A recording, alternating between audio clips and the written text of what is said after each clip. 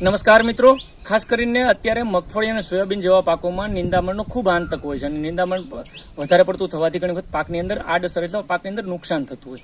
તો આવા નિંદામણ બંને પ્રકારના, ખાસ કરીને પોળા પાનવાળા હોય અથવા સાંકડા પાનવાળા, જેને આપણે પટ્ટી પાનવાળા નિંદામણ કહેતા હોય અથવા ગોળ પાનવાળા નિંદામણ કહેતા હોય, તો આ બંને નિંદામણોનું જ્યારે વધારે નુકસાન હોય ત્યારે કયા પ્રકારની નિંદામણનાશક દવા વાપરવી જોઈએ, આજે હું એક દવાની એની અંદર ભલામણ કરીશ.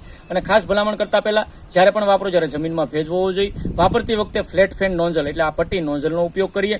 ત્રીજું કે આને પ્રમાણસર આપણે ડોઝ સાથે વાપરીએ અને બને ત્યાં સુધી ખાસ કરીને ડોઝને જાળવી રૂપે આપણે વાપરીએ. અને એની અંદર જે ટેકનિકલ છે, આ ટેકનિકલની અંદર ક્વિઝાલોફોપ ખાસ કરીને 7.5% અને ઇમિઝેથાપાયર 15%, ઇસીના ફોર્મમાં ક્વિઝાલોફોપ 7.5%, ઇમિઝેથાપાયર 15%, આ બંનેના કોમ્બિનેશન વાળી આ ઇસી દવાનો ઉપયોગ કરવો જોઈએ. એક એકરની અંદર 40 ગુઠામાં 175 મિલી અથવા તો પંપની અંદર જો વાત કરીએ તો 17.5 મિલી લેખે નાખી અને છંટકાવ કરવાથી આ બંને પ્રકારના નિંદામણોનો ખૂબ સારો કંટ્રોલ મળશે. તો આ નિંદામણનાશક દવાનો ખાસ મિત્રો આપણે ઉપયોગ કરી અને આપણા પાકને નિંદામણ મુક્ત રાખી શકીએ. થેન્ક યુ, ધન્યવાદ.